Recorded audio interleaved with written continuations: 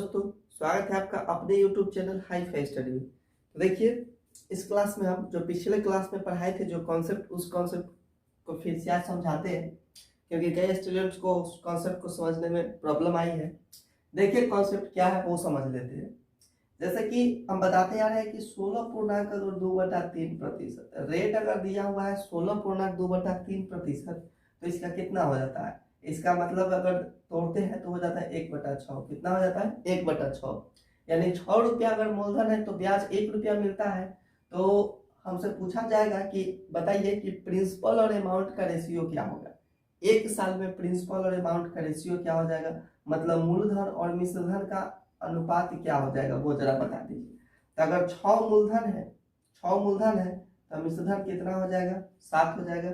ये एक साल की बात है, 1 ईयर की बात है। चलिए अगर पूछ ले कि 2 ईयर का बता दीजिए, आप पूछ ले हमसे कोई कि 2 साल का बता दीजिए, तो 2 साल का कितना हो जाता है।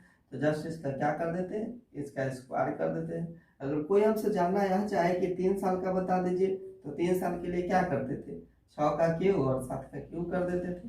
तो इससे क्या निकल जाता था, प्रिंसिपल निकल जाता था। यहाँ से क्या हम देख लिए थे कि ये जो है अनुपात में हम प्रिंसिपल अमाउंट का रेशियो निकाल लेते थे, साथ ही साथ हम यहाँ से सीआई का भी रेशियो निकाल लेते थे।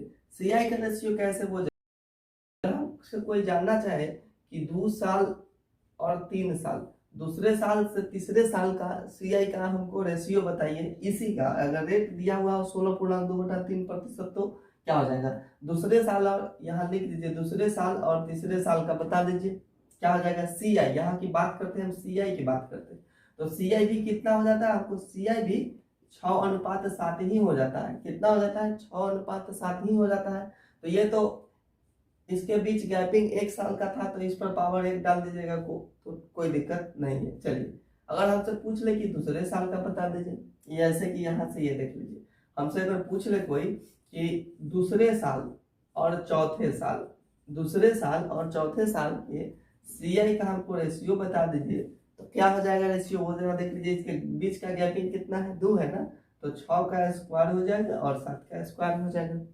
अगर हमसे पूछ ले कि दूसरे साल और 7वें साल, 7वें साल थोड़ा ज्यादा हो गया, चल मान लेते हैं यहाँ से 5वें साल, फिफ्थ ईयर, यानी दूसरे साल और 5वें साल के हमको सीआई का अनुपात पूछ ले, तो इसके बीच गैपिंग कितना का है, 3 का है, तो ये 6 का क्यूब हो जाएगा और ये 7 का क्यूब हो जाएगा।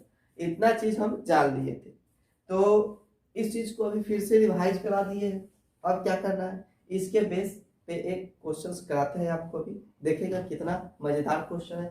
आप कैसे बनाते हैं और हम कैसे बनाते हैं, अगर ये कॉन्सेप्ट आप जानते हैं तो बहुत मजा आने वाला है अभी। तो इस चीज को आप नोट डाउन कर लीजिए और ये क्वेश्चंस ला रहे हैं। चलिए क्वेश्चन पहला आपके सामने दिख रहा है, क्या है आज का पहला क्वेश्चन की रेट दिया गया है 10%। लैंग्वेज में नहीं लिखते हैं, लैंग्वेज में भी इसको लिख सकते हैं, लेकिन इतना काफी है।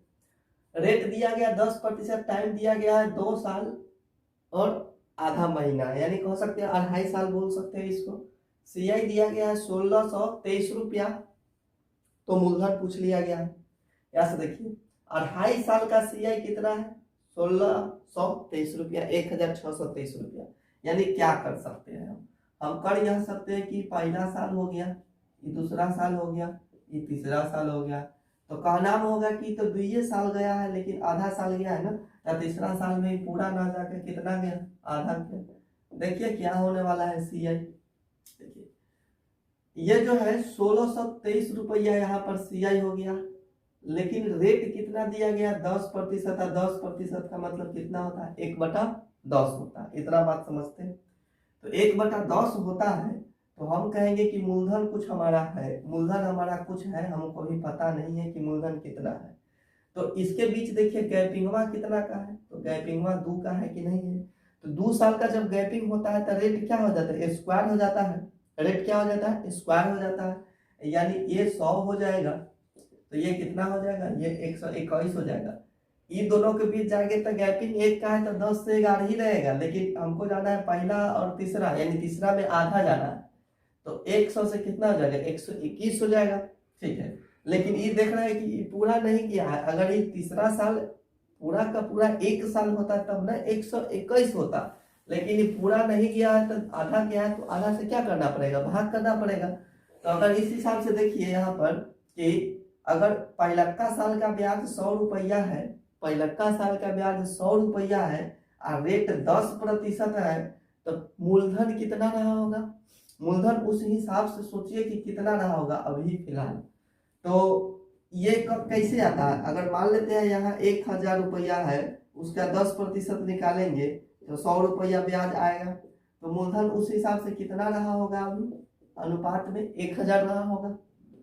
बात समझ रहे हैं, 1000 रहा होगा कि नहीं रहा होगा। हाँ चलिए, यहाँ से 1000 आ गया, लेकिन ये अभी अनुपात में आया है, तो कितना रहा होगा ये बताइए। दूसरा साल का ब्याज कितना रहा होगा, तो पहला साल का अगर ब्याज जो है 100 और रेट 10% है, कितना रहा होगा, दूसरा ब्याज रहा होगा, अनुपात में 110 रहा होगा।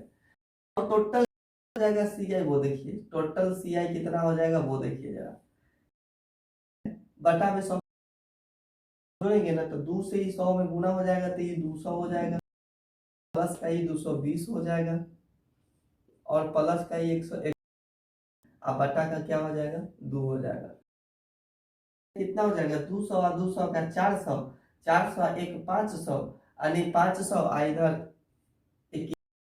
कितना हो जाएगा 41 हो जाएगा, कितना 541 अब बटा का 2, तो ये आ गया टोटल सी आई, और टोटल सी आई हमको कितना दिया गया 23 रुपया, तो इसके बराबर क्या हो जाएगा 1623 रुपया। आप इसको काट सकते हैं, ये कट जाएगा 3 बार में, और यहाँ कुछ नहीं थे, एक बचा, मतलब एक बराबर कितना आ गया यहाँ से 3 दूना 6, मतलब कह सकते हैं कि अनुपात 1 बराबर वैल्यू 6 है, यानी कि तो हमारा मूलधन अनुपात में कितना था 1000 था, ये सब अनुपात में है, ये सब तो अनुपात 1 बराबर 6 है, तो अनुपात 1000 हो जाएगा, तो अनुपात 1000 बराबर 6000 रुपया आ जाएगा। तो यहाँ से ये क्या निकाल लिए, यहाँ से हम निकाल लिए मूलधन। इस तरह कॉन्सेप्ट को यूज करके, अगर ये कॉन्सेप्ट आपको खराब लगा होगा तो इससे भी थोड़ा शॉर्ट आता है, उसको भी आप सीख लीजिए।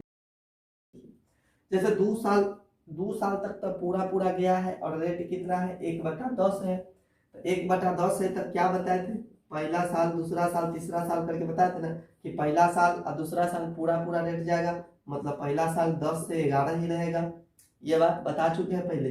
दूसरा साल भी कितना 11 ही रहेगा, लेकिन तीसरा साल जैसे ही जाने वाला था वो आधा साल गया, आधा छाड़ गया, मतलब 6 महीना गया, और 6 माह मतलब गया, मतलब 6माही वाला केस आ गया, और 6माही के केस में क्या होता है, रेट को हम लोग क्या कर देते हैं, आधा कर देते हैं, तो क्या कर देते हैं आधा कर देते हैं, यानी 10 का आधा कितना हो जाएगा 5% हो जाएगा, और 5% का वैल्यू आप बहुत अच्छी तरह से जानते हैं क्या होता है, 5% का वैल्यू 1/20 होता है, कितना होता है 1/20, तो ये हो कितना जाएगा, तो ये हो जाएगा 21/20 हो जाएगा, मतलब कह सकते हैं हो जाएगा 21, ये हो जाएगा 2000, सबको गुना करते हैं, इधर क्या करते हैं सबको हम गुना कर देते हैं, तो ये हो जाएगा 2000 से ये कितना हो जाएगा, यहाँ 21 हो जाएगा, 11 लिखा जाता है 21 हो जाएगा, तो ये सबको गुना कीजिएगा 2541 आ जाएगा, कितना आ जाएगा 2541 आ जाएगा। अब देखिए ये दोनों के बीच का अंतर कितना है,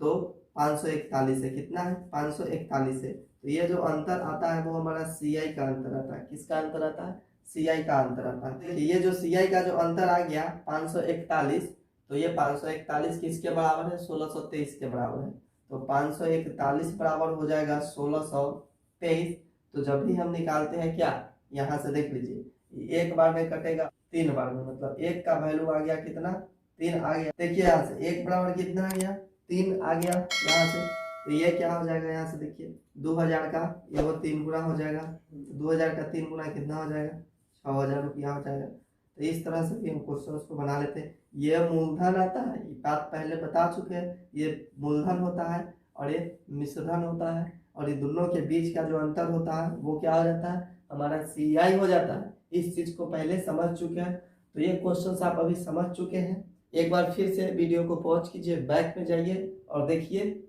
फिर अपने से बना करके देखिएगा इस तरह के क्वेश्चंस को, क्वेश्चन अब आसानी से बनेगा। तो फिलहाल आज के लिए इतना ही रखते हैं, फिर मिलेंगे अगले क्लास। जय हिंद।